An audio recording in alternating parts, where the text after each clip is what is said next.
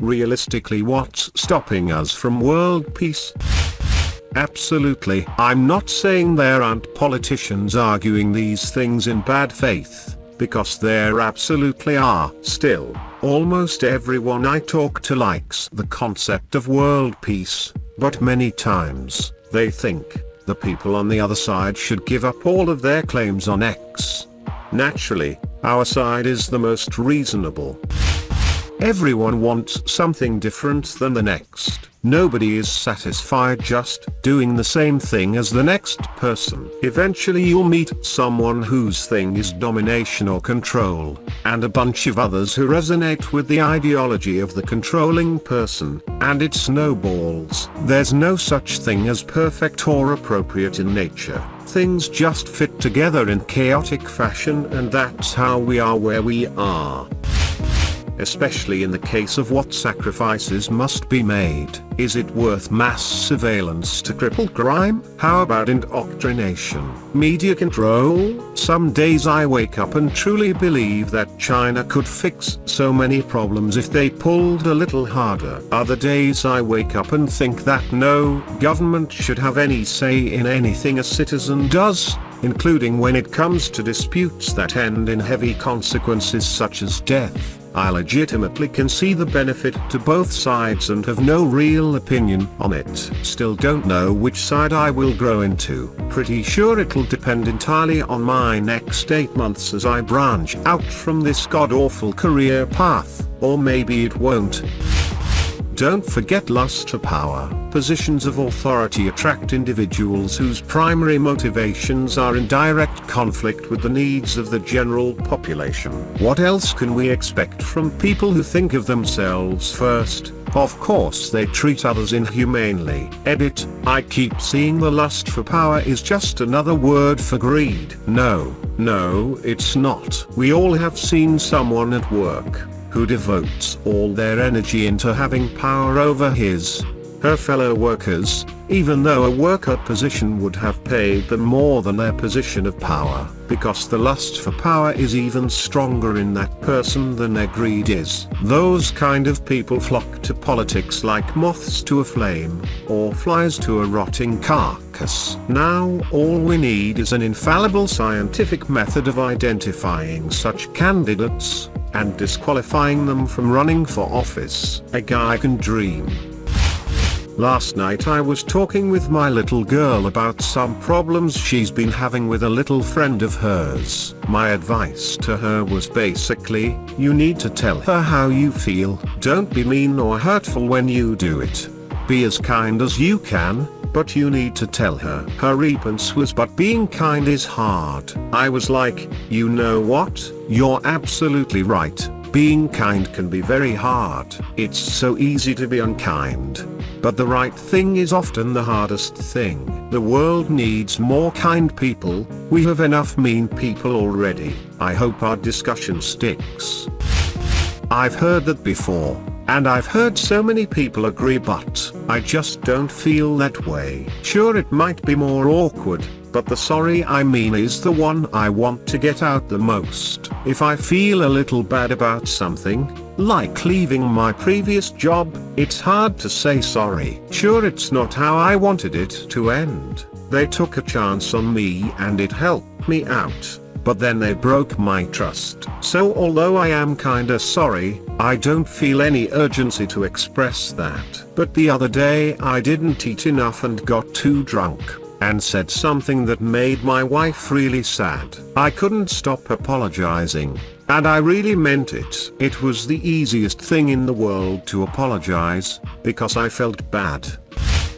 I'm the hardest. Apologies are the ones I'm actually sorry for, but for some reason or another my ego is on blast. Like if I have someone I don't get along with in general and we're constantly snarking at each other, but then I say or do something to wrong that person, I'm genuinely sorry, but it's hard to apologize because my ego tells me a concession would be admitting that none of my prior negative experiences had any merit either. Which isn't true obviously, but it's all ego driven.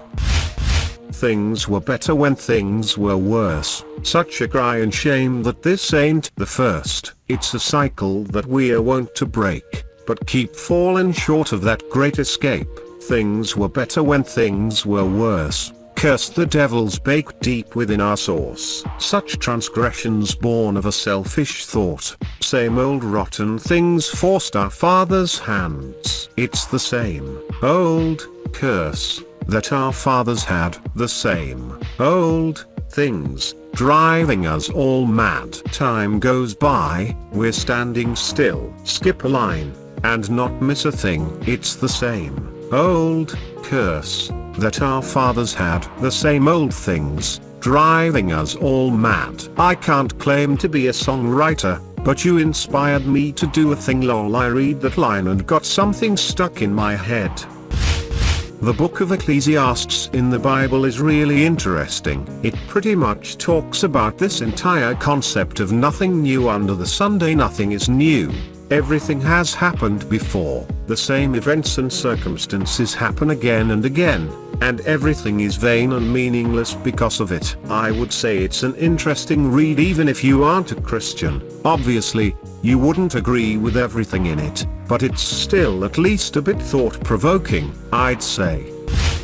The major problem, one of the major problems, for there are several, one of the many major problems of governing people is that of whom you get to do it, or rather of who manages to get people to let them do it to them. To summarize, it is a well-known fact that those people who must want to rule people are, ipso facto, those least suited to do it. To summarize the summary, anyone who is capable of getting themselves made president should on no account be allowed to do the job. I think the problem is when people hear greed, they assume it's for money, physical possessions. Whereas a good chunk of these people don't care about the money, they're 100% in it for the power trip. Hell, plenty of people will actively pass up the chance to have a better quality of life just to feel like they're lording it over someone else. See, racists in the US after apartheid was abolished, who literally drained the public pools in their towns rather than share them with black people. This is also why we don't have universal health care and why our social safety net is such a catastrophe. BTW. Greed being the main goal, stupidity and lack of empathy being enabling factors. We love to focus on nuances and different specific behaviors, but we seem to overlook how fundamental greed is. Corruption and most crimes, greed. Lust for power, greed is huge component of it. Economy, greed. Look at 2008, how could they let it happen? Greed. Slave labor and worker exploitation, greed. We could go on and on. There is no low points we are not ready to go to in the name of chasing that paper. Interesting anecdote. So I was watching news a few weeks back. The chain of news was harrowing. Drying rivers in China, lakes drying out somewhere in America, wildfires in Spain, flood in Pakistan. All the good stuff. To end the program, they show a bold expedition of excited scientists from UK looking for lithium and other mineral deposits, and they are all excited how great it will be to access those. One excited surveyor goes, it's only possible thanks to recent melting of the ice caps in Greenland. Apostrophe, and the story was framed as this great positive because of the business impact. I'm not sure it is inevitable, but it certainly is the pattern we currently have, and have always had. That doesn't mean things couldn't be different, but the individuals who profit the most from the status quo are going to do everything they can to make that feel inevitable. I think a well-educated population could theoretically reform the nation into one that elected desirable leaders as opposed to the bullies we currently get, but we're far off from that. And so it will always be. We will never arrive at the end of history. We will never achieve perfection or utopia. There will always be conflict. But that doesn't mean we should lower our goals. In striving for the impossible, we give ourselves the most amount of room to achieve progress. To set a lower goal would be to simply place an unnecessary limit on how far we could theoretically go. It's definitionally inevitable. If there is any power to be had, there will be people willing to do whatever it takes to gain more of it and maintain that control. There are lines decent people won't cross but shitty people will, and that gives them a massive advantage in power games. That doesn't mean there can't be good leaders. There have been many throughout history, but there will always be the other people willing to burn it all down so they can be rule over the ashes. For every Platonic philosopher king, there's a Machiavellian prince. Those people aren't going away. They're baked into the fabric of humanity. And while you need everyone rowing in the same direction to maintain a peace, all it takes is one to destabilize it. This video explains the concept far better than I can. Conflict is almost entirely created by scarcity. Businesses, empires and thieves always fight to get more land, more power, more wealth. Without this inventive, most corruption, wealth disparity and poverty would disappear. In the future, perhaps the next 100 years, we will have machines that can disassemble materials at the atomic scale. Being able to take apart and rearrange atoms into new materials, you could change glass into wood, or vice versa. Imagine a world where you can manufacture anything for free, where everyone got what they wanted. All they have to do is ask. When everyone can make their own fuel, their own energy, their own food, then why bother to work? What can a business or government give you that you can't make yourself cheaper and faster? Fun fact: Earth is fusion power. So are sublight impulse engines to get you to maximum impulse, which is 1/4 light speed. Dilithium is just a fictional element that's an incredible superconductor and can regulate matter and antimatter collisions with magnetic fields. That's what generates the absurd power needed to warp speed faster than light. Dilithium is also not found natively on Earth. Early ships used less efficient materials until Vulcans hooked us up. Earth would still be a local paradise without dilithium.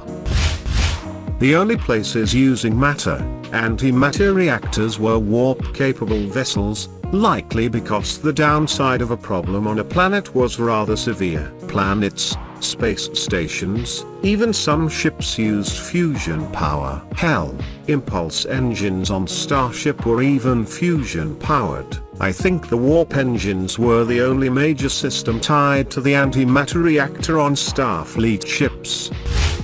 Not exactly. In Star Trek post-scarcity, Earth predates comprehensive replication tech by at least 200 years. In First Contact it's said that poverty, disease, and war are all completely gone by the 2120s, but we don't see truly comprehensive replication tech until the mid-2300s. While there is some degree of matter fabrication by the mid-2100s, it's mostly simple foodstuffs. They're able to resequence some proteins, but that's all that's ever mentioned. There does not seem to be the same kind of tech for industrial applications.